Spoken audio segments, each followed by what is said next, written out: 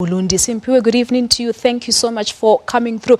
Now, just before you speak to the IEC, now just give us a report and paint us a picture as to how special voting went today.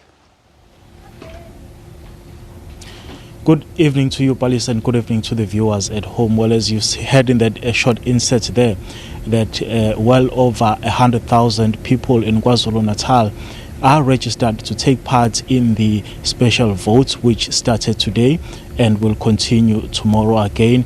The number of those who are expected to take part in these general elections, Palisa, is around 6 million in total. But we do obviously know that today it was special votes. The number of those who were anticipated to take part were well over 100,000. It's not only today. The voting process will continue again tomorrow for the final day. Here in Ulundi, where we are coming to you live from, the number is around 3,000 people who are expected to participate in the special votes today. But to give us a more clearer picture of the situation on the ground, I'm now joined by a man who has been tasked to oversee the process of voting in this particular area where we are coming from. Mr. Zungu, thank you very much for your time. Perhaps a report of how the voting process went today. Thank you very much. Greetings to your viewers. The voting process went very well. Out of 3,199 approved special votes, so far we have managed to get in touch with, or we have managed to receive the turnout of around about 1,600, which is slightly above maybe 60% of the expected voters to come to or to be visited at home. Before 5 o'clock tomorrow, we should be able to get everything done in terms of conducting these special votes.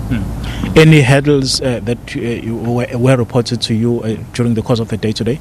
Not at all, except the few incidents that actually took place earlier on this morning. But those were just minor incidents, and we have managed to deal with those incidents, and the process unfolded very well.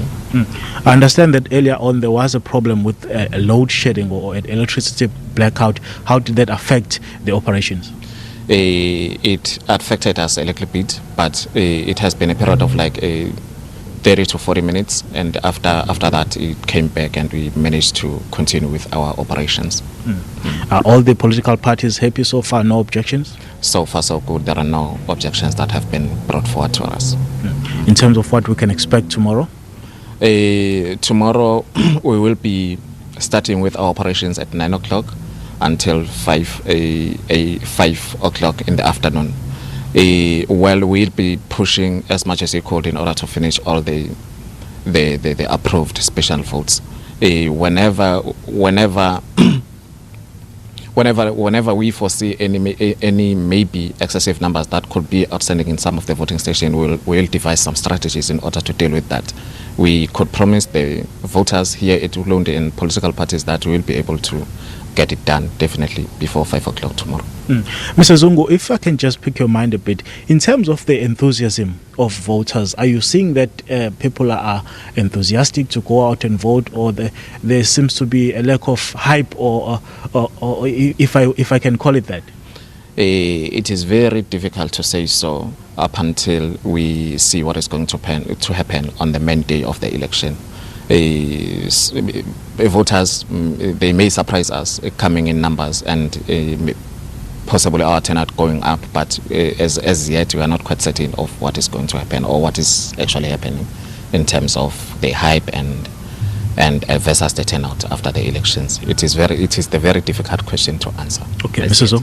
Zungu, thank you very much for your time. Many thanks, man. Thank you. Yes. There was Mazwi Zungu, who is tasked with overseeing the voting process here in Ulundi, basically saying that there were minor issues that were reported in terms of the service delivery protest, which we saw earlier on, but those protests did not in any way affect the voting process, and going as far as to say that even the electricity blackout that we actually reported on earlier on in this particular area did not affect the voting process itself.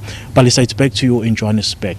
All right, Simphiwe, many thanks there to SABC News reporter Simphiwe Makhanya reporting live from Ulundi in KwaZulu-Natal. As he said, there were just a few minor glitches that were reported in that particular area, where about 3,000 registered voters had registered, in fact, to cast their vote during special voting.